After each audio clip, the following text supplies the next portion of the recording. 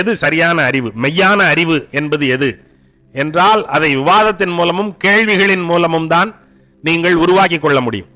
ஒரு செய்தி உங்களுக்கு சொல்லப்படுகிறது, அந்த செய்தியை நீங்கள் அப்படியே ஏற்றுக்கொள்கிறீர்கள் என்றால் அது மெய்யறிவு இல்லை. அது விசாரணைக்கு உட்படுத்தப்பட்டு அதன் பிறகு நீங்கள் அது ஏற்புடையதானால் நீங்கள் அதை ஏற்பீர்கள் என்றால் அது மெய்யறிவாகும். எப்பொருள் யார் யார் வாய் கேட்பினும் அப்பொருள் மெய்ப்பொருள் காண்பது அறிவு என்று சொல்லப்பட்டிருக்கிறது இல்லையா? யாரும் சொல்லலாம், வேதத்தில் சொல்லலாம், அப்பர் பெருமானார் சொல்லலாம், வள்ளலார் சொல்லலாம், ஜே கிருஷ்ணமூர்த்தி சொல்லலாம், ஓஷோ ரஜினிஷ் சொல்லலாம், யாரும் சொல்லலாம். ஆனால் சொல்லப்படுகிற செய்தி சரியானதா என்று விசாரித்து பார்த்து கேள்விகள் கேட்டு அதை பகுத்தாய்ந்து ஏற்றுக்கொள்ள வேண்டிய பொறுப்பு என்பது உங்களுடையது. இப்போது ஒரு சாமியார் இருக்கிறார், அவர் பூலோகத்திற்கே கைலாசத்தை கொண்டு வந்து விட்ட சாமியார். கைலாசம் என்று ஒரு உலகத்தையே உருவாக்கி இருக்கிறார். நீங்களெல்லாம் அந்த கைலாசத்திற்கு போக வேண்டும் என்றால் அதற்கான கடவுச்சீட்டை வாங்கி அந்த கைலாசத்திற்கு போகலாம். அவர் பேர் நித்யானந்தா. அவர் சொல்லுகிறார், உங்கள் குருநாதர் என்ன செய்கிறாரோ அதையே நீங்களும் செய்யுங்கள் என்று சொல்லுகிறார். குருநாதர் யாரு? நித்யானந்தா. அவர் என்ன செய்கிறாரோ அதையே நாமும் செய்தால் நமக்கு கதிமோட்சம் கிடைக்கும் என்று சொல்லுகிறார். அவர் என்ன செய்தார்? அவர் செய்த சேட்டைகள் என்ன என்பது எல்லாருக்கும் தெரியும். அது அவையில் சொல்லத்தக்க சேட்டை இல்லை. அவர் சொல்லுகிறார், நான் செய்வதைப் போலவே நீங்களும் செய்தால் உங்கள் எல்லாருக்கும் கதிமோட்சம் கிடைக்கும். அதை எப்படி செய்யறது? இவர் சொன்னார்னா ஆமான்னு நம்ம கேட்டுக்கிட்டு இருப்போமா? அதன் மேல் கேள்வி எழுப்பினால் அது சரியில்லை என்கிற தெளிவு நமக்கு உருவாகிறது. ராஜாராம் மோகன் ராய் சாகும் நிலையில் இருக்கிறார். ராஜாராம் மோகன் ராயிடம் கேட்கிறார்கள், எது மிகவும் மோசமானது என்று கேட்கிறார்கள். ராஜாராம் மோகன் ராய் சொல்லுகிறார், மரணம் தான் மிகவும் மோசமானது, சாவு என்பது மிகவும் மோசமானது. அரசியல் என்றால் என்ன? மக்களை தேர்ந்தெடுக்கப்பட்ட சில பேர் ஆட்சி செய்வது, அது அரசியல். சரி, அப்போது இவன் கேட்கிறான், உங்களுடைய செருப்பு பீந்து போய்விட்டது என்றால் நீங்கள் யாரிடம் போவீர்கள்? உங்க செருப்பு பிஞ்சு போச்சு, யார்கிட்ட போவீங்க? செருப்பு தைக்கிறவர்கிட்ட போவீங்க, அவர் தானே தைப்பாரு.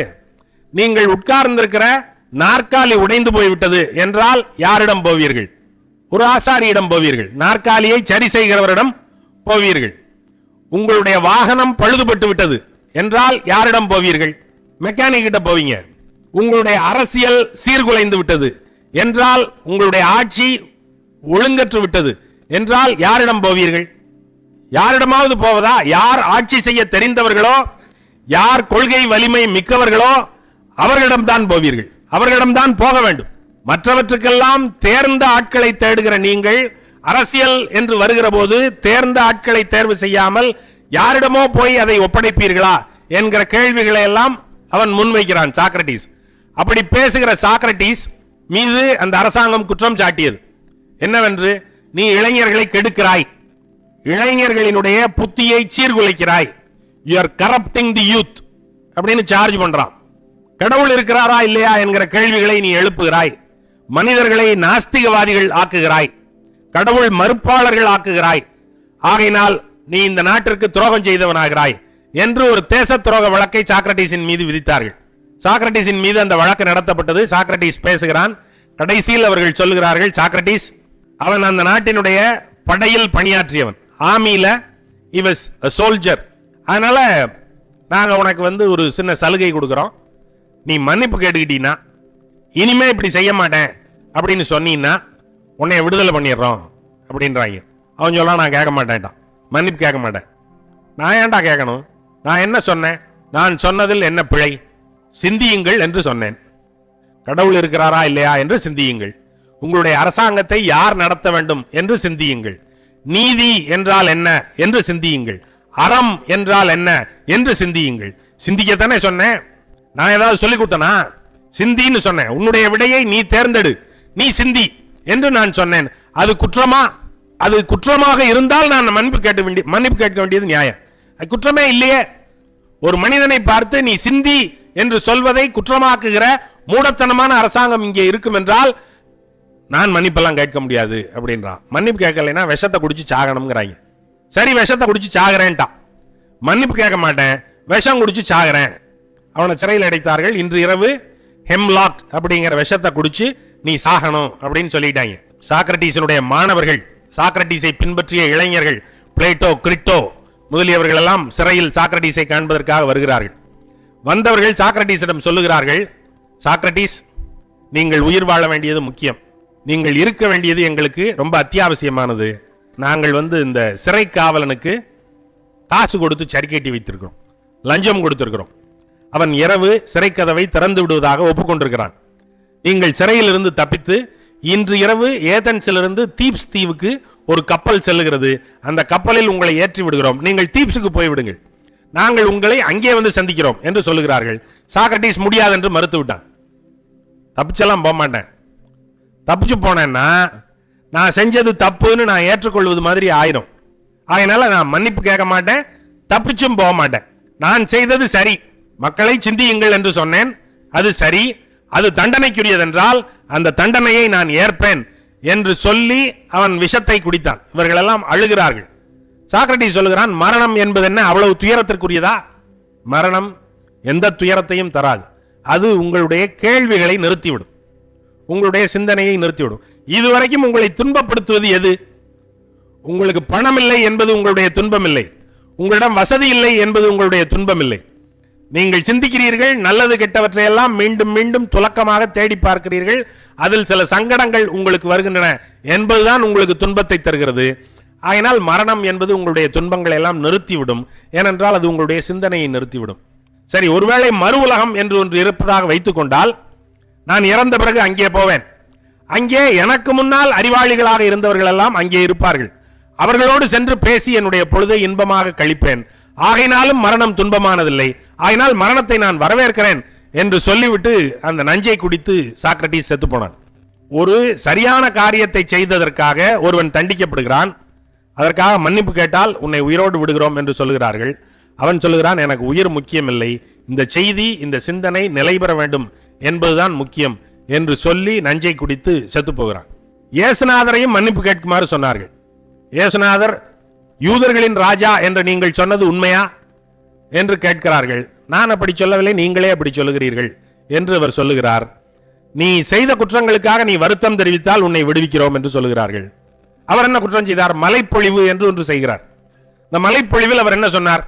உங்களை யாரேனும் ஒரு கன்னத்தில் அடித்தால் அவர்களுக்கு மறுகன்னத்தை காட்டுங்கள் என்று சொல்லுகிறார்.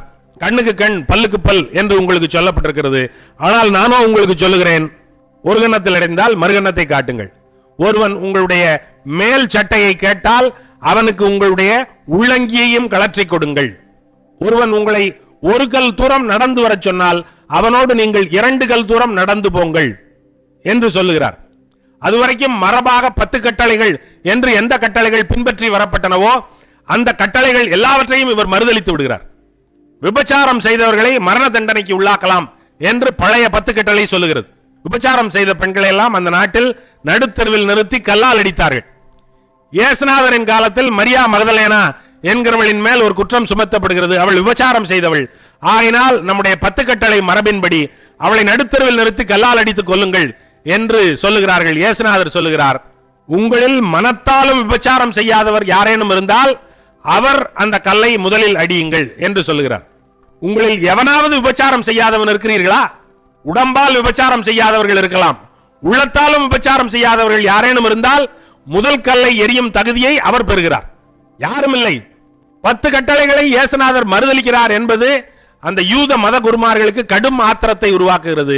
இயேசுநாதரை சிலுவையில் அறைய வேண்டும் என்று சொல்லுகிறார்கள். இயேசுநாதர் விசாரணைக்கு உள்ளாக்கப்படும் போது அந்த ரோமாபுரி கவர்னர் பிலாத்துவினுடைய மனைவி சொல்லுகிறாள், எனக்கு ஏதோ சங்கடமாக இருக்கிறது, இவர் ரொம்ப கருணை உள்ள மனிதனாக இருக்கிறார், இவரை தண்டித்து விட வேண்டாம், இந்த பழி நம்மேல் வந்து விட வேண்டாம் என்று அவள் செய்தி அனுப்புகிறாள். பிலாத்து அவரை மன்னித்து விடுவிப்பதற்காக எல்லா வழிமுறைகளையும் மேற்கொள்ளுகிறான். பாஸ்கா பண்டிகை வருகிறது. பாஸ்கா பண்டிகை வரும்போது ஒரு குற்றவாளியை மன்னித்து விடுதலை செய்வது நம்முடைய மரபு. இந்த பாஸ்கா பண்டிகைக்கு இவரை மன்னித்து விடலாம் என்று அவன் சொல்லுகிறான். ஆனால் யூத மத குருமார்கள் சொல்லுகிறார்கள், மிக கொடும் கொலை குற்றத்தை செய்த பாரபாஸ் என்கிற அயோக்கிய குற்றவாளி ஒருவன் சிறையில் இருக்கிறான், அவனை விடுதலை செய்யுங்கள், இயேசுநாதனை சிலுவையில் அடியுங்கள் என்று சொல்லுகிறார். ஏனென்றால் கொலைகளும் கொள்ளைகளும் செய்த பாரபாஸ் வாழ்வது குருநாதர்களினுடைய இருப்புக்கு எந்த விதத்திலும் அச்சுறுத்தல் இல்லை. ஆனால் இயேசுநாதர் மாதிரியாக சிந்திக்க தூண்டுகிற ஒரு மனிதர் உயிர் வாழ்வது என்பது மத குருமார்களினுடைய வாழ்வுக்கும் பிழைப்புக்கும் அச்சுறுத்தலை தரக்கூடியது என்பதனால் பாரபாசை விடுவியுங்கள், இயேசுநாதரை சிலுவையில் அறையுங்கள் என்று அவர்கள் சொல்லுகிறார்கள். இயேசுநாதர் சிலுவையில் அறையப்படுகிறார். அந்த உத்தரவை பிறப்பிக்கும் போது பாரபாஸ் சொல்லுகிறான், பிலாத்து சொல்லுகிறான், ஆளுநர் பிலாத்து. அப்ப ஆளுநர்கள் எல்லாம் நல்ல ஆளுநர்களாக இருந்திருக்கிறார்கள், நியாயம் தெரிந்த ஆளுநர்களாக இருந்திருக்கிறார்கள். ஆகையினால பிலாத்து சொல்லுகிறார், இந்த மனிதனுடைய ரத்தத்தின் மேல் எனக்கு எந்த பழியும் இல்லை என்று தன்னுடைய கையை கழுவுகிறான். யூத மதகுருமார்கள் சொல்லுகிறார்கள், இந்த மனிதனுடைய ரத்தத்தின் எல்லா பழியும் எங்கள் மேலும் எங்கள் தலைமுறையின் மேலும் சுமரட்டும் என்று அவர்கள் சொல்லுகிறார்கள். இயேசுநாதர் சிலுவையில் அறையப்பட்டார். அவர் சிந்திய ரத்தத்தின் பழி அந்த மதகுருமார்களின் தலைமேல் இருந்தது, அவர்களுடைய தலைமுறைகளின் தலைமேல் இருந்தது. ஒரு 2000 ஆண்டுகளாக யூதர்கள் நாடே இல்லாமல் தெரு தெருவாக அலைந்தார்கள். யூதர்களுக்கு சொந்த நாடு இல்லை. யூதர்கள் ஜெர்மனியில் இருந்தார்கள், யூதர்கள் இத்தாலியில் இருந்தார்கள், யூதர்கள் சுவிட்சர்லாந்தில் இருந்தார்கள், அமெரிக்காவில் இருந்தார்கள், இங்கிலாந்தில் இருந்தார்கள். யூதர்களுடைய சொந்த நாடு என்ன ஆயிற்று? யூதர்களுடைய சொந்த நாடு இல்லை. எல்லாரும் வெளியேறிவிட்டார்கள், நாடே இல்லாமல் அலைந்தார்கள். பிறகு அவர்களை ஹிட்லர் என்கிற ஒரு கொடுமைக்காரன் மிக கொடூரமாக பழி வாங்கினான், அவர்களை கொன்றான். பிறகு நாடு தேடி அலைந்தார்கள். ஒரு மனிதன் சிந்திக்க வேண்டும் என்று சொன்ன ஒரு ஒற்றை மனிதனை கொன்ற பழிக்காக ஒரு இனமே 2000 ஆண்டுகளாக சட்டி பொட்டியை எல்லாம் தூக்கிட்டு ஊர் ஊரா அலைஞ்சிருக்கான். என்ன குற்றம்? சிந்தி அப்படின்னு சொன்னது. மெய்யறிவை தேடு என்று சொன்னதே ஒரு குற்றமா? சிந்திக்காதேன்னு சொல்றவன் நல்லவன், நான் சொல்றத நம்பு, நான் சொல்றத கடைப்பிடி, வழுவாமல் ஒழுகு என்று சொல்லுகிறவன் எல்லாம் மிகவும் சிறந்தவன், அவனெல்லாம் குரு. ஆனால் சிந்தி என்று சொல்லுகிறவன், உன்னுடைய பகுத்தறிவை பயன்படுத்து என்று சொல்லுகிறவன், கேள்விகள் கேள் என்று சொல்லுகிறவன் அயோக்கியன் என்று சொல்லுகிற ஒரு நடைமுறை உலகத்தினுடைய பெரும்பான்மையினரால் எப்போதும் கடைபிடிக்கப்பட்டு வந்திருக்கிறது. ஆகையினால கேள்வி கேட்பது என்பது மிகவும் முக்கியம். ஆனா நம்முடைய மரபுல எல்லாரையும் கேள்வி கேட்க விடமாட்டார்கள். கர்ணன் மாதிரியான ஒரு ஆள் கேள்வி கேட்பதற்காக வரும்போது அங்கே ஒரு போட்டி நடக்கிறது. பாண்டவர்கள் கௌரவர்கள் எல்லாரும் தங்களுடைய திறமைகளை அந்த போட்டியில் நிரூபிக்கிறார்கள். அப்போது அந்த கூட்டத்திலிருந்து ஒரு இளைஞன் எழுந்திருக்கிறான். நானும் என்னுடைய திறமையை நிரூபிக்கலாமா என்று கேட்கிறான். நானும் நிரூபிக்கலாமா என்று கேட்டபோது சரி நிரூபி என்றுதானே சொல்ல வேண்டும். அப்படித்தானே இங்கே எல்லாருக்கும் பேசுவதற்கான வாய்ப்பு வழங்கப்படுகிறது. ஒருவன் எழுந்து நானும் நிரூபிக்கிறேன் என்று சொன்னபோது அவனிடம் கேட்கப்பட்ட முதல் கேள்வி, நீ யார்? உங்க அப்பன் பேர் என்ன? என்ன தொழில் பண்றான்? நான் கர்ணன், என்னுடைய அப்பன் ஒரு தேரோட்டி அப்படின்னு சொன்னோனே, சீ தேரோட்டி மகனே, இது மன்னர்களினுடைய மகன்கள் தங்களுடைய திறன்களை காட்டுகிற களம். ஒரு தேரோட்டியின் மகனுக்கு இங்கே இடமில்லை. நீ குதிரை சவுக்கை பிடிப்பதற்கு தான் லாயக்கு, வில்லை பிடிப்பதற்கு லாயக்கில்லை என்று பழி சொல்லப்பட்டது. கர்ணன் கேள்வி கேட்க கூடாதா? கர்ணன் தன்னுடைய திறன்களை காட்டக்கூடாதா? எப்போது கேள்வி கேட்பதற்கு வந்தாலும் திறன் காட்டுவதற்கு வந்தாலும் நம்முடைய சமூகம் முதலில் கேட்கிற கேள்வி, நீ யார்? இதெல்லாம் சொல்றதுக்கு நீ யார்? உனக்கு அதுக்கான தகுதி இருக்கா? அதற்கான பிறப்புரிமை உனக்கு இருக்கிறதா என்று இங்கே எப்போதும் கேட்கப்படுகிறது. ரொம்ப டீப் இன்இக்வாலிட்டிஸ், ரொம்ப ஆழமான சமநிலை இழப்பு. இங்கே ஆண்களுக்கும் பெண்களுக்கும் சமநிலை கிடையாது. இந்த அரங்கின் சரிபாதி ஆண்கள் உட்கார்ந்திருக்கிறார்கள், சரிபாதி பெண்கள் உட்கார்ந்திருக்கிறார்கள். ஆகவே இந்த அரங்கம் சமநிலைப்பட்ட அரங்கம் என்று சொல்ல முடியாது. பெண்களினுடைய தட்டு எப்போதும் மேலே தூக்கிய தட்டாகத்தான் இருக்கிறது. ஆண்களினுடைய தட்டு தான் தாழ்ந்த தட்டு. தராசில் தாழ்ந்த தட்டு தான் உயர்ந்தது, உயர்ந்த தட்டு தாழ்ந்தது, அது எடை குறைவானது. பெண்களினுடைய எடை இந்திய சமூகத்தில் எப்பவும் குறைவானது. பெண்களுக்கு உரிய இடம் வழங்கப்படவே இல்லை. இப்போதுதான் அந்த தடைகளை எல்லாம் மீறி கொஞ்சம் கொஞ்சமாக அவையெல்லாம் வழங்கப்படுகின்றன. பெண்களுக்கு கேள்வி கேட்க தெரியாது என்று நினைத்தார்கள், பெண்களுக்கு சிந்திக்க தெரியாது என்று நினைத்தார்கள், பெண்கள் முட்டாள்கள் என்று நினைத்தார்கள். பெண்கள் சமைப்பார்கள், பிள்ளை பெறுவார்கள், குடும்பம் நடத்துவார்கள், அதை தவிர பெண்களுக்கு வேற ஏதும் தெரியாது என்று இந்த சமூகம் தொடர்ந்து கருதியது, கற்பித்தது. ஆனால் அப்படி இல்லை. உலக சமுதாயத்தின் தொடக்க புள்ளியே பெண்ணினுடைய தலைமையிலானதுதான். பெண்வழி சமூகம் தான் சமூகத்தினுடைய தொடக்க சமூகம். அப்போதெல்லாம், இப்போது யாரையாவது பார்த்து அப்பன் பெயர் தெரியாத பயலே என்று சொன்னால் கடுமையான கோபம் வரும். அப்பன் பெயர் தெரியாதவன் என்று யாரையும் சொல்லக்கூடாது, சொல்ல முடியாது. ஆனால் ஒரு காலத்தில், சமூகம் தொடங்கிய காலத்தில் எல்லா பயலும் அப்பன் பெயர் தெரியாத பயல்தான். எவனுக்கும் அப்பன் பெயர் தெரியாது, அம்மா பெயர் மட்டும்தான் தெரியும். அம்மா தான் தலைமை. இந்த அம்மாவுக்கு பிறந்தோம் என்று தெரியுமே தவிர எந்த அப்பாவுக்கு பிறந்தோம் என்று யாருக்கும் தெரியாது. ஏனென்றால் அந்த சமூகத்தில் திருமணம் இல்லை, அந்த சமூகத்தில் கற்பு என்பது நிறுவனப்படுத்தப்பட்டதாக இல்லை. தாய் தலைமையேற்று நடத்தினாள். ஒரு யானை கூட்டம் எப்படி தாய் யானையினுடைய தலைமையில் போகிறதோ ஆண்கள் எல்லாம், ஆண் யானைகள் எல்லாம் எப்படி ஏவல் யானைகளாக பக்கவாட்டுகளில் காவல் காத்து கொண்டு வருகின்றனவோ அப்படித்தான் இந்த சமூகம் தொடங்கியது. மேட்ரியார்ச்சல் சொசைட்டி என்று அந்த சமூகத்திற்கு பெயர். தாய் தலைமை சமூகம். ரொம்ப அண்மை காலம் வரைக்கும், சுதந்திரம் அடையும் காலம் வரைக்கும் கேரளாவினுடைய சமூகம் தாய் தலைமை சமூகமாகத்தான் இருந்தது. மருமக்கள் தாயம் என்று அதற்கு பெயர். நம்முடைய லீனியேஜ் இருக்குல்ல, நான் கரு ஆறுமுக தமிழன் பெயர் போட்டிருக்கேன்ல, கரு என்பது என்னுடைய தந்தையாரினுடைய பெயரினுடைய முகப்பெழுத்து. நான் ஏன் எங்க அம்மா பேர் போட்டுக்கல? போட்டிருக்கணும்ல. அப்படித்தான் போட்டான் ஒரு காலத்துல. கேரளாவில் 100 வருஷத்துக்கு முன்னாடி போய் நீங்க யாரையாவது ஒருத்தனை நீ யார் மகன்பா அப்படின்னு கேட்டீங்கன்னா நான் பர்வதவர்த்தினி மகன்னு தான் சொல்லுவான். அப்பா பேர் சொல்ல மாட்டான். ஏன்னா அம்மா தான் தலைமை. அம்மாவினுடைய பொறுப்புல தான் சொத்துக்கள் இருந்தன. தரவாடு என்று சொல்லப்படுகிற சொத்து அம்மாவினுடைய கையில் இருந்தது. கல்யாணம் ஆனதற்கு பிறகு உங்களுடைய மனைவியை உங்களுடைய வீட்டிற்கு அழைத்து கொண்டு வருகிறீர்கள் இல்லையா, பெண் அழைப்பு. தாலி கட்டி முடித்த அன்று மாலை பெண்ணை அழைத்து கொண்டு மாப்பிள்ளையின் வீட்டிற்கு வந்து அங்கேதான் மிச்ச சடங்குகள் நடக்கின்றன. பெண் மாப்பிள்ளையின் வீட்டிற்கு வந்து வாழத் தொடங்குகிறாள். அதானே நம்முடைய நடைமுறை, மக்கள் தாய நடைமுறை. ஆனால் கேரளாவினுடைய மருமக்கள் தாயத்தில் பெண் அவளுடைய வீட்டில் இருப்பாள். மாப்பிள்ளை திருமணம் செய்து கொண்டு பெண்ணுடைய வீட்டிற்கு வாழ போய் விடுவான். பையனுக்கு தான் புகுந்த வீடே தவிர பொண்ணுக்கு புகுந்த வீடு கிடையாது. பொண்ணுக்கு பிறந்த வீடு, பையனுக்கு புகுந்த வீடு. இவன் கல்யாணம் பண்ணி அங்கே போயிடுவான். இவன் போய் என்ன பண்ணுவான்? அந்த சொத்து அந்த அம்மாவுக்கு, அந்த அம்மாவுக்கு பிறகு அந்த அம்மாவினுடைய மகளுக்கு, மகளுக்கு பிறகு அவளுடைய மகளுக்கு, அப்படி பெண்களுக்கு தான் சொத்து போகும், ஆண்களுக்கு வராது. நம்முடைய சமூகத்தில் ஆண்களுக்கு வரும். அப்பாவுக்கு, அப்பாவுக்கு பிறகு மகனுக்கு, மகனுக்கு பிறகு பேரனுக்கு, வழி வழியாக வாரிசுரிமையாக அப்படி தொடரும். ஆனா கேரள சமூகத்தில் பெண்கள் வழியில் தொடரும், பெண் வழி சொத்துரிமை. அப்ப அந்த ஆம்பளை என்ன பண்ணுவாரு? கல்யாணம் ஆகி போன ஆம்பளை எப்படி நம்ம வீட்டுக்கு வர்ற பொம்பளை சமைச்சு போட்டுக்கிட்டு சும்மா இருக்காளோ அது மாதிரி அந்த வீட்டுக்கு போன ஆம்பளை அந்த வீட்டினுடைய நிர்வாகத்தை பார்த்துக்கிட்டு மேனேஜர் வேலை செய்வான். கர்த்தா அப்படின்னு பேரு. வெறும் மேனேஜர். சொத்துக்களை நிர்வகிக்கும் உரிமை தான் ஆணுக்கு உண்டே தவிர சொத்தை விற்கும் உரிமை ஆணுக்கு கிடையாது. சொத்தை விற்க முடியாது. சொத்தை விற்கணும்னா பொம்பளை தான் விற்க முடியும், பொம்பளை தான் கையெழுத்து போடணும். அப்படி ஒரு சமூகம் நமக்கு இருந்தது. கண்ணகி தன்னுடைய சிலம்பை கொடுத்த போது சிலம்பு யாருடைய சொத்து? கண்ணகியின் சொத்து. கோவலனுக்கு ஒரு சொத்து இருந்தது, அவனுடைய அப்பனிடமிருந்து வாங்கி கொண்டு வந்த சொத்து. மாசாத்துவானிடமிருந்து வாங்கி கொண்டு வந்த சொத்து. மாசாத்துவானிடம் வாங்கிய சொத்தை கோவலன் அழித்து விட்டான். அவனுக்கு வியாபாரம் செய்ய தெரியவில்லை. அவன் ஒரு மோசமான வியாபாரி, மோசமான மேலாளன். அவன் ஒரு கலைஞன். அவனுக்கு பாட்டு பிடிக்கும், ஆட்டம் பிடிக்கும், அழகான பெண்களை பிடிக்கும். மாதவியின் பின்னால் போய்விட்டான். வைத்திருந்த சொத்தெல்லாம் மாதவி பிடுங்கி கொண்டாள் என்று சொல்லுவது பிழை. மாதவியும் கண்ணகியை போலவே ஒரு நிர்ணயமான பெண். மாதவியினுடைய அம்மா பிடுங்கினாள். அவள் காசு இருந்தால் தான் மகளிடம் அணுக விடுவாள். ஆகினால் சொத்து கோவலனால் வைத்து இழக்கப்பட்டது. கோவலனிடம் ஏதும் இல்லை. மாதவி இருந்தாள். மாதவியின் வழியாக ஒரு மணிமேகலை பிறந்தாள். கோவலன் நிம்மதியாக இருந்தான். அவள் ஆடினாள், பாடினாள். இவன் பார்த்தான், கேட்டான், சுகமாக இருந்தான். கண்ணகி ஒற்றையாக தனித்து தவித்திருந்தாள். அவ ஒரு பாட்டு பாடும் போது காணல் வரி அப்படின்னு இவன் ஒரு சேட்டையா ஒரு பாட்டு பாடுறான். இவன் கொழுப்படுத்த பையன். இவன் பாடினதுனால அவன் பதிலுக்கு பாடினான். இவன் பாடுனா நடந்தாய் வாழி காவேரி அப்படிங்கிற பாட்டை தொடங்கும் போது இவன் பாடுறான். அந்த காவேரியை எத்தனை பையன் சொந்தம் கொண்டாடி இருக்கான்.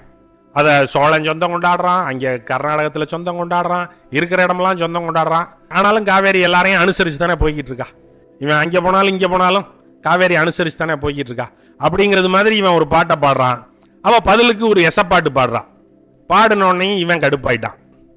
நான் பாடுனா உடனே நீயும் அதே மாதிரி எசப்பாடு பாடுவியா அப்படின்னு சொல்லிட்டு இது சரியில்லை அப்படின்னு நிற்க இந்திர விழால இருந்து எந்திரிச்சு கண்ணகி வீட்டுக்கு போயிட்டான். ஏண்டா அயோக்கிய பயல, நீ வந்து கண்ணகியை விட்டு மாதவியிட்ட போலாம், மாதவியை உட்கார வச்சுக்கிட்டு நான் என்ன வேணாலும் பண்ணுவேன், எப்படி வேணாலும் மேய்வேன் அப்படின்னு நீ பேசலாம். ஆனா மாதவி ஒரு சாடையா லேசா அப்படி ஒரு கீறுனா உடனே நீ பிச்சுக்கிட்டு ஓடி போயிருவியா?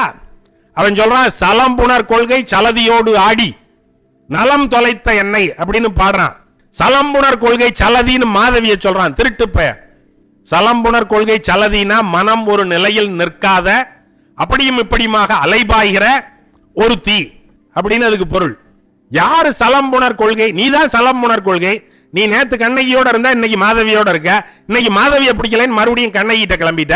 நீ தான் அங்கேயும் இங்கேயும் கடியார பெண்டுள்ள மாதிரி அலைபாயிரியே தவிர மாதவி உன்னை விட்டு வேற யாரடா நினைச்சா? அல்லது கண்ணகி உன்னை விட்டு வேற யார நினைச்சா? ஒருமை மனத்தோடு தானே இருந்தார்கள். நீ தான் கோளாறான ஆளு. சரி, இவன் வந்தா எல்லாத்தையும் தொலைச்சிட்டேன், குன்ற வான்பொருள் தொலைத்த எண்ணெய் அப்படின்றான். எல்லாத்தையும், குன்ற அளவிற்கு செல்வம் இருந்தது, எல்லாவற்றையும் தொலைத்து விட்டேன், ஒன்றுமில்லை, எனக்கு வெட்கமாக இருக்கிறது, நான் எப்படி பிழைப்பேன் அப்படின்றான். கண்ணகி சொல்றா, உன் சொத்தை தொலைச்சிட்ட, என் சொத்து இருக்கு தர்றேன், சிலம்புல கொன்மின் அப்படின்னு சிலம்பை எடுத்து கொடுக்கிறாள். ஒத்த சிலம்பு என்னங்க பெரிய இதுவா? ஒத்த சிலம்புல என்ன இருக்கு அப்படின்னா, ஒத்த சிலம்புங்கிறது நீங்க போட்டுக்கிற கொலுசு மாதிரி கிடையாது. நீங்க போட்டிருக்கிற கொலுசு ஒரு ஒத்த வெள்ளி வடத்தினால் ஆனது. அதுல சலசலப்புக்காக ஒரு 3 கொத்து சலங்கைகள் தொங்க விடப்பட்டிருக்கும், அவ்வளவுதான் நீங்க போட்டிருக்கிற வெள்ளி கொலுசு. அதனுடைய விலை அதன் அளவிற்கு உரியது. ஆனால் கண்ணகி அணிந்திருந்த சிலம்பு என்பது பாடக பைம்பொன்னினால் செய்யப்பட்டது, தங்கத்தினால் செய்யப்பட்டது. இன்னைக்கும் தங்கத்தை காலில் போடுறதுலேன்னு நம்ம பொம்பளைகளுக்கு ஒரு சென்டிமெண்ட் இருக்கு. தங்கம் காலில் போடக்கூடாது, லட்சுமியை காலில் போடக்கூடாது. தங்கத்தை கண்ணகி காலில் போட்டு கண்ணகி வாழ்க்கை நாசமா போச்சு அப்படின்னு இந்த ஆள் மனத்தில் இருக்கிற அந்த புள்ளி இருக்குல்ல, அதனால தங்கத்தை யாரும் காலில் போடுறது இல்ல. தங்க லட்சுமி அப்படிங்கறதெல்லாம் இல்ல. தங்க லட்சுமினா வெள்ளி என்ன லட்சுமிக்கு தங்கச்சியா? வெள்ளியும் தான் லட்சுமி. வெள்ளி என்ன காசு கொடுக்காம சும்மா வதறான் கடையில? அதுவும் காசு கொடுத்தானே வாங்குறியா, அப்ப அதுவும் லட்சுமி தானே, அதை மட்டும் காலில் போடலாமா? தங்கமாவது கணுக்காலோட நின்றோம். நீங்க வெள்ளிய விரல்ல போட்டுல மிதிக்கிறிய, தரையோட தேய்க்கிறிய, அப்புறம் தேஞ்சு கம்பியா போச்சு அப்படின்னு சொல்லி மறுபடியும் வெள்ளியில இன்னொரு மிஞ்சி வாங்கி போடணும்னு புதுசா போய் வாங்குறிய. நெளி மிஞ்சி வாங்கணுங்கிறிய, உருட்டு மிஞ்சி வாங்கணுங்கிறிய, அதுல நூபுரம் வச்ச மெட்டி போடணுங்கிறிய, எல்லாம் சொல்றியல்ல. அது மட்டும் என்ன லட்சுமி இல்லையா? அது என்ன லட்சுமிக்கு அக்கா மூதேவியா? எல்லாம் லட்சுமி தான். ஆள் மனத்துக்குள்ள இருக்கு. கண்ணகிக்கு நிகழ்ந்த துன்பியல் நிகழ்வு இனி தமிழ் சமூகத்தின் எந்த பெண்ணுக்கும் நிகழக்கூடாது. ஒரு ஆள் மன எண்ணம் தமிழர்களுக்கு இருப்பதனால் கண்ணகி அணிந்த தங்கத்தை மறுபடியும் எந்த பெண்ணும் காலில் அணிவதில்லை என்று ஒரு கொள்கை வைத்துக் கொண்டு விட்டார்கள். கண்ணகி அணிந்த அந்த தங்க சிலம்பு கூடு மாதிரியான அமைப்புக்குள்ள சலசலப்புக்காக ரத்தினங்களை பொதிந்து வைத்திருந்த ஒரு சிலம்பு. அதற்கான நெஞ்சு துணிவு இருக்கிறதா? அவ சும்மா வழக்க உரைக்கல. நம்ம வழக்குரைக்கிறதுக்கு போனோம்னா, இப்போ நான் கொஞ்ச நாள் வழக்கறிஞர் தொழில் செஞ்சேன், ஒரு 2-3 ஆண்டு. நாம் போகும்போதே அப்படின்னு கும்பிட்டுட்டு தான் கோர்ட்டுக்குள்ளே போகணும். சரியா? கோர்ட்டுக்குள்ளே போகும்போது கேஸ் கட்டோட சேர்த்து அப்படி கும்பிட்டுட்டு தான் எல்லா வக்கீலும் நுழைவாங்க. நீங்கள் இப்போவும் நீதிமன்றங்களில் போய் பார்த்தீங்கன்னா அதை காணலாம். அப்படி தலையை மட்டுமாவது அப்படி கவுத்துட்டு தான் உள்ளே போகணும். போய் நீங்கள் வழக்க ஆரம்பிக்கும் போதே கேஸ் நம்பரை சொல்லி அவர் கூப்பிடும்போது நீங்கள் வழக்க ஆரம்பிக்கும் போதே மாட்சிமை பொருந்திய நீதிபதி அவர்களே அப்படின்னு தான் ஆரம்பிக்கணும். இல்லைன்னா மிலாட் அப்படின்னு தான் ஆரம்பிக்கணும். என்னுடைய ஆண்டவரே அப்படின்னு தான் ஆரம்பிக்கணும். அவர்னா உங்க ஆண்டவரா? அவர் நீதிபதி வேலை பார்க்கிறாரு, நீங்க வக்கீல் வேலை பார்க்குறீங்க. நீங்க என்னைக்காவது உங்க காலேஜ் பிரின்சிபால்கிட்ட போய் என்னுடைய ஆண்டவரே அப்படின்னு கேட்டிருக்கீங்களா? இங்க இருக்கிற ப்ரொஃபசர்ஸ் லெக்சரர்ஸ் யாராவது? சார்னு தானே கூப்பிடுவோம். அது எதுக்கு அவர்கிட்ட மட்டும் போய் மிலாட் அப்படின்னு உத்தரவு வாங்கணும்? அப்படி வெள்ளக்காரன் பழக்கியிருக்கான். அந்த பழக்கத்தை விட்டு வெளியில வாங்கன்னு இப்ப இருக்கிற சந்துரு மாதிரியான நடுவர்கள் எல்லாம் சொல்லுகிறார்கள். மிலாட்னு சொல்லாத, சார்னு சொல்லு, நான் என்ன ஆண்டவரா அப்படின்னு சில நடுவர்கள் கேட்டிருக்கிறார்கள். ஆனாலும் பழக்கம் காரணமாக மிலாடு தான் சொல்லுவோம். நமக்கு அதுல விருப்பம் இல்லைன்னா கூட மிலாடுன்னு சொல்லலைன்னா அவர் தீர்ப்பு தரமாட்டாரு, கேஸ் தோத்து போயிடும். இருக்கட்டும், சனியா என்ன பண்ணி தொலைக்கிறது மிலாட் அப்படின்னு சொல்லிட்டு போயிடுவோம் அப்படின்னு நம்ம சொல்லிடுவோம். ஆனா கண்ணகி மிலாடுன்னு வழக்க ஆரம்பிக்கல. மாட்சிமை தங்கிய ஆண்டவரே, மகாகணம் பொருந்திய மன்னரே அப்படின்னு தன்னுடைய வழக்க தொடங்கல. டே அறிவிட்ட முட்டா பயல அப்படின்னு தன்னுடைய வழக்க தொடங்கிட்டா. தேரா மன்னா செப்புவதுடையன்னு தான் வழக்க தொடங்கினா. மடப்பயல மன்னனாரா நீ? மன்னனா இருக்கிற உனக்கு ஏதாவது தகுதி இருக்கா? மன்னன்னா அறம் தெரியணும். அறம்னா 2 பேரை கூப்பிட்டு விசாரிக்கணும். விசாரிச்சியா? சிலம்பு திருடுனான்னு கொண்டு வந்து கொடுத்தானா உடனே இவர் கூப்பிட்டு வெட்டுறா அவன் தலையன்னு சொன்னாராம். அவன் வெட்டிட்டானா? என்னடா ஆட்சி இது? ஊராடாதுன்னு கேட்கிறான். வெளியிலே ஆரம்பிச்சிட்டா, ரோட்லயே ஆரம்பிச்சிட்டா வழக்க. ஊராடாது. எந்த ஊரை பார்த்து? மதுரை. நான் மதுரையில வளர்ந்தவன், மதுரையில படிச்சவன். மதுரையை பார்த்து ஒருத்தி கேட்கறா, பூம்புகார்ல இருந்து வந்தவ. ஊராடாது. இந்த ஊர்ல பெரிய மனுஷன் யாராவது இருக்கீங்களாடா? பத்தினி பொம்பளைன்னு யாராவது இருக்கீங்களா? தெய்வம்னு ஏதாவது இருக்கா அந்த ஊர்ல? மீனாட்சி அம்மா இருக்கா, பழந்தாய் சொக்கையா இருக்கான். மதுரையில் இல்லாத தெய்வம் வேற எங்க இருக்கும்? ஆனா இவ கேட்கிற, அந்த ஊர்ல தெய்வம்னு ஏதாவது இருக்காடா? இந்த ஊர்ல பெரிய மனுஷன் யாராவது இருக்கீங்களா? பத்தினி பொம்பளைன்னு யாராவது இருக்கீங்களா அப்படின்னு கேட்டுக்கிட்டே போனவ உள்ள போய் மன்றத்துல அரசனுடைய அவைக்களத்துல நின்று முட்டாப்பேல அப்படின்னு மன்னன்ட்ட வழக்க ஆரம்பிக்கிறான். மிலாடெல்லாம் இல்ல. யாரு? ஒரு எளிய பொம்பளை பிள்ளை, உங்களை மாதிரி ஒரு பொம்பளை பிள்ளை. அவளுக்கு ஒரு வாழ்வியல் அனுபவமும் கிடையாது. அவ காலை தூக்கி தரையில வச்சதே கிடையாது. மண்மகள் அரியா வண்ணச்சீரடி அப்படின்னு சொல்றான். அவளுடைய கால் எப்படி இருக்கும்னு மண்ணுக்கு தெரியாது. ஏன்னா காலை தூக்கி தரையில வச்சா தானே மண்ணுக்கு தெரியும். அவ காலை தரையில வச்சதே கிடையாது. ஏறுனா பல்லாக்கு, இறங்குனா பல்லாக்கு. அதனால அவ கால் எப்படி இருக்கும்னே தெரியாது மண்ணுக்கு. முதல்ல மதுரைக்கு நடந்து போறா. போனவ எடுத்த எடுப்புலயே சண்டைக்கு போய் நின்றுட்டா காளியாத்தா மாதிரி. ஏய், உனக்கு அறிவு இருக்காடா அப்படின்னு வழக்க ஆரம்பிச்சா. அப்ப கண்ணகியினுடைய பெருமை என்பது கண்ணகி கற்புக்கரசி என்பதில் இல்லை, கண்ணகி அறிவுக்கரசி என்பதில் இருக்கிறது.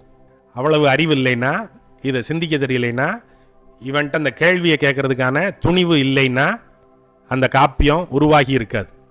ஒரு பெண்ணினுடைய அறிவு, ஒரு பெண்ணினுடைய கேள்வி, நியாயம் கேட்கிற நடைமுறை, அது ஒரு காப்பியத்தை உருவாக்கி இருக்கிறது. அது அடுத்தடுத்து வந்த பெண்களின் தலைமுறைகளை உருவாக்கி இருக்கிறது. சொத்துரிமை பெண்ணுக்கு இருந்தது என்பதற்கு சான்று கண்ணகி.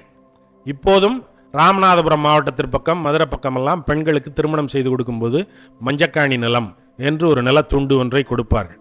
அந்த நிலம் பெண்ணுக்கு உரிமை உள்ள நிலம். அந்த நிலத்தை பெண் தான் விற்க வேண்டும், ஆணுக்கு அதன் மேல் உரிமை இல்லை. நான் தான் உன் புருஷன், நீ குடு அப்படின்னு எவனும் பெண்ணினுடைய சொத்தை அடித்து பிடுங்க முடியாது. அது பெண்ணினுடைய சொத்து. ஆனாலும் கூட, இவ்வளவு சான்றுகள் எல்லாம் இருந்தும் கூட இந்த நாட்டில் பெண்ணுக்கு சொத்துரிமை கிடையாது என்று வைத்திருந்தார்கள். இயற்கையாக சட்டபூர்வமாக பெண்களுக்கு சொத்தில் பங்கு கிடையாது. நகை போட்டு உங்களுக்கு கல்யாணம் பண்ணி வைப்பாங்க, அதோட போயிடணும்.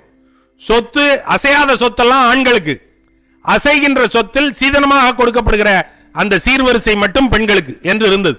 பிறகு இந்த நிலை 87 மாறுகிறது.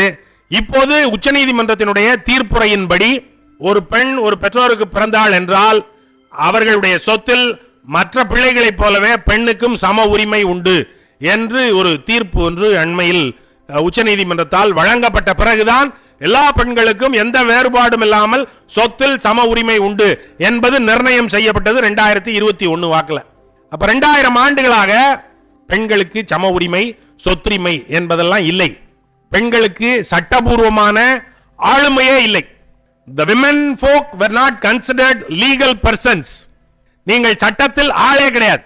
உங்களுக்காக சட்டம் பரிந்துரைக்கு வராது. ஏன்? You lack personality, legal personality. சட்டபூர்வமான ஆளுமை உங்களுக்கு கிடையாது. நீங்கள் திருமணத்திற்கு முன்னால் தகப்பனால் பராமரிக்கப்படுகிறவர்கள், திருமணத்திற்கு பின்னால் கணவனால் பராமரிக்கப்படுகிறவர்கள், திருமணமாகி கணவன் ஒருவேளை இறந்து விட்டால் பிள்ளைகளால் பராமரிக்கப்படுகிறவர்கள். ஆக மொத்தம் நீங்கள் பராமரிக்கப்படுகிறவர்கள். எப்படி இந்த கடிகாரத்தை, இந்த சட்டையை, இந்த பேனாவை, என்னுடைய செருப்பை நான் பராமரிக்கிறேனோ அதை போல உங்களையும் பராமரிப்பார்கள். உங்களுக்கு எந்த குரலும் கிடையாது. உங்களுக்காக எந்த சட்டமும் பரிந்துரைக்கு வராது. ஏனென்றால் உங்களுக்கு ஆதரவாக சொல்லப்பட்ட சட்டங்கள் எதுவும் இந்த நாட்டில் கிடையாது. இங்கே இருந்த சொத்துரிமை சட்டங்கள் ஆண்களுக்கு சார்பாக இருந்தனவே தவிர பெண்களுக்கு சார்பாக இல்லை. இவையெல்லாம் எப்போது உருவாக்கப்பட்டன? மெல்ல மெல்ல கொந்தளித்து கொந்தளித்து போராடி போராடி இன்றைக்கு நீங்கள் சொன்ன பட்டியலில் சொல்லப்படுகிற பெண்கள் எல்லாம் எளிதாக அதையெல்லாம் பெற்று விட்டார்களா? முத்துலட்சுமி ரெட்டி தமிழ்நாட்டினுடைய முதல் பெண் மருத்துவர் என்ன சும்மா வந்துருச்சா? வாமா, உனக்காகத்தான் இந்த சீட்டை பாதுகாத்து வச்சிருக்கேன், வந்து சேர்ந்துக்க அப்படின்னு சொல்லி சேர்ந்துக்கிட்டாங்களா அந்த மெடிக்கல் காலேஜ்ல? பொம்பளையை சேர்க்க மாட்டோம்னாங்க. பொம்பளை பிள்ளைய பள்ளிக்கூடத்துக்கு அனுப்பாத பயலுக்கு பூரா கெட்டு போயிருவாங்க. அவங்க அப்பா சொல்லி கொடுத்தாரு, தெர போட்டு சொல்லி கொடுத்தாங்க. புதுக்கோட்டை மன்னர் கல்லூரியில அந்த பிள்ளை, அந்த அம்மா படிக்கிறதுக்கு போன போது தெர போட்டு சொல்லி கொடுத்தாங்க. இங்க நடக்கிற எந்த கோளாறுக்கும் நாங்கள் பொறுப்பேற்றுக் கொள்கிறோம் என்கிற உறுதிமொழியின் பேரில் முத்துலட்சுமி ரெட்டிக்கு கல்வி பயிற்றுவிக்கப்பட்டது. பிறகு சென்னை மருத்துவக் கல்லூரியில் இடம் வாங்குவதற்கு பட்ட பாடு என்பது எளிதானதில்லை. எதுவும் சும்மா கிடைத்து விடவில்லை சுதந்திரம். அக்கா வந்து கொடுக்க சுக்கா மிளகா சுதந்திரம் கிளியே என்று பாரதிதாசன் பாடுகிற பாட்டை போல இவை எவையும் எளிதாக வந்து விடவில்லை. ஒவ்வொன்றுக்கும் பெரிய போராட்டங்கள், முயற்சிகள், நூற்றாண்டு கால இயக்கங்கள் நடத்தப்பட்டு பிறகு வந்தன. பெண்களுக்கு பாலிய விவாகம் செய்தார்கள்.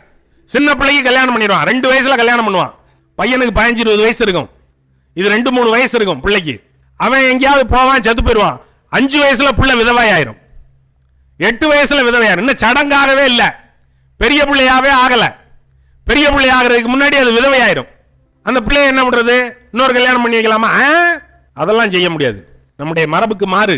அப்படின்னா அந்த பிள்ளைய என்ன செய்யறது? அதுக்கு மொட்டையடிச்சு வெள்ளச்சிலையை கட்டி ஒரு ஓரமா உட்கார வைங்க, என்ன பண்ண முடியும்? அது விதி எப்படி இருக்கு, நம்ம என்ன செய்யறது? நீ ஏன்டா அவ்வளவு சின்ன வயசுல கல்யாணம் பண்ண? நம்ம பண்ணலாம், நம்முடைய மரபுல அப்படியெல்லாம் இருக்கு. இத கேள்வி கேட்கறதுக்கு ஆள் வர வேண்டியிருந்துச்சு. ஹர்விலாஸ் சாரதா அப்படிங்கிற ஒரு மருத்துவர், ஒரு வக்கீல், ஒரு அரசியல்வாதி எத்தனையாக இருந்திருக்கிறார்? வக்கீலாக இருந்திருக்கிறார், எழுத்தாளராக இருந்திருக்கிறார், கவுன்சிலராக இருந்திருக்கிறார், எல்லாமாகவும் நீதிபதியாக இருந்திருக்கிறார். அவர் ஒரு சட்டம் கொண்டு வருகிறார், ஒரு மினிமம் ஏஜ் ஆக்ட். பெண்களினுடைய திருமண வயது இன்றைக்கு எவ்வளவு? 21. அன்னைக்கு 14 வயசு என்று நிர்ணயம் செய்தார். அதுதான் முதல்ல நிர்ணயம் செய்யப்பட்டது. பெண்களுக்கு அதற்கு முன்னால் திருமணம் செய்வது சட்டத்திற்கு புறம்பானது என்று ஒரு சட்டம் செய்யப்பட்டது ஹர்விலாஸ் சாரதாவினுடைய முயற்சியினால். ஆனால் அந்த சட்டத்திற்கு பேரே சாரதா சட்டம். பெண்களினுடைய பாதுகாப்பிற்காக இன்றைக்கும் வகுக்கப்படுகிற எல்லா சட்டங்களுக்கும் பெயர் சாரதா சட்டம் தான். ஏன்னா ஒரு ஆள் செஞ்சார், அது ஒரு பெரிய போராட்டத்தின் பேரில் செய்தார்கள். பெண்கள் உடன்கட்டை ஏறினார்கள். அதை ராஜாராம் மோகன் ராய் நடத்திய போராட்டத்தின் விளைவாக அது தடுக்கப்பட்டது. இப்படி ஒவ்வொன்றுக்கும் தடை சட்டம் கொண்டு வருவதற்கு ஏராளமான போராட்டங்கள், ஏராளமான கேள்விகள், விவாதங்கள் எவ்வளவு செய்ய வேண்டி இருக்கிறது. கேள்விகள் இல்லாமல், சிந்தனை இல்லாமல், மரித்து எதிர்ப்பு இயக்கங்கள் நடத்தாமல் எதுவுமே நிகழாது. நீங்கள் ஒன்றை மட்டும் கருத வேண்டும், நம்புகிறவர்கள் இந்த சமூகத்தை முன்னேற்றுவதில்லை, நம்பாதவர்கள் தான் முன்னேற்றுகிறார்கள். நம்புகிறவர்கள் எல்லாம் ஆமாம் நான் அதை நம்புகிறேன், ஆமாம் நான் அதை நம்புகிறேன், நான் ஒப்புக்கொள்கிறேன் என்று கையை கட்டி கேட்டுக்கொண்டு சும்மா இருந்து விடுவார்கள். நம்பாதவர்கள் தான் கேள்விகள் கேட்கிறார்கள். நம்பாதவர்கள் கேள்விகள் கேட்பதனால் இந்த சமூகம் விழித்தெழுகிறது. ஒரு பினைட்டட் பிராவின்ஸாக இருந்த, தூங்கு மூஞ்சி மாகாணமாக இருந்த தமிழ்நாடு தட்டி எழுப்பப்பட்டதற்கு காரணமாக வஉசி என்கிற மாபெரும் மக்கள் தலைவன் வந்ததைப் போல, பெண்களினுடைய உறக்க நிலையிலிருந்து பெண்கள் விழித்தெழுந்து இன்றைக்கு கணிசமான இடங்களை அடைந்திருக்கிற இன்றைய நிலைக்கு போராடிய பெண்களைப் போல இன்றைக்கும் பெண்கள் முழுமையாக சம உரிமை அடைந்து விட்டார்கள் என்று சொல்ல முடியாது. இன்றைக்கும் போதாமைகள் இருக்கின்றன. இன்றைக்கும் கோயம்புத்தூரில் ஒரு பெண்ணை பாலியல் வன்முறை செய்து சேதாரப்படுத்தி விட்டார்கள் என்கிற போது என்ன சொல்கிறார்கள் என்றால், அந்த பொண்ணு எதுக்கு அங்கே போச்சு அப்படின்னு தான் கேட்கிறான். இந்த பையன் ஏன்டா அந்த சேட்டையை பண்ணா, அதைத்தானே கேட்கணும். இவன் ஏன்டா பண்ணா அதை கேட்கறத விட்டு, அந்த பிள்ளை ஏங்க அங்கே போச்சு, அங்கே போனா அவன் அப்படித்தானே பண்ணுவான் அப்படின்னு தானே இன்னைக்கும் கேட்டுக்கிட்டு இருக்கான். அப்படின்னா இன்னும் முழுமையா சம உரிமை வரலைன்னு தானே அதுக்கு பொருள். அப்படின்னா இன்னும் வேலை பாக்கி இருக்குன்னு பொருள். அப்படின்னா நீங்க இன்னும் மெய்யறிவு அடைய வேண்டிய முழுமையான சூழலை உருவாக்கவில்லை என்று பொருள். அதற்கான பொறுப்பு ஆண்களுக்கும் இருக்கிறது என்று பொருள். ஆகையினால இந்த வாய்ப்பை பயன்படுத்தி நான் உங்களுக்கு சொல்ல எல்லாம் கருதுங்கள், அவற்றை உங்கள் மனங்களில் விதைத்துக் கொள்ளுங்கள். கலகம் செய்வதற்கு வாய்ப்பு வந்தால் கலகம் செய்ய துணியுங்கள். கலகம் செய்வது என்பது சேதாரப்படுத்துவதற்காக அல்ல, கலகம் செய்தெடுப்பதற்காக. கண்ணகி செய்த கலகம் நன்மையை நோக்கியது. ஹர்விலாஸ் சாரதாவும் ராஜாராம் மோகன் ராயும் மரபுகளை நோக்கி செய்த கலகங்கள் எல்லாம் நன்மைகளை நோக்கியவை. ஆகினால் கலகம் மோசமானதில்லை, அது நல்லது. ஏனென்றால் கலகம் என்பது பகுத்தறிவின் விளைவாக வருவது, பகுத்தறிவு என்பது உங்களுடைய கேள்விகளின் விளைவாக வருவது. நீங்கள் கேள்விகள் கேட்கும்போது, சிந்திக்க தொடங்கும் போது மெய்யறிவு என்பது உங்களை வழிநடத்துவதற்கு தயாராக வந்து உங்கள் கைவசப்படுகிறது என்று கூறி விடைபெறுகிறேன்.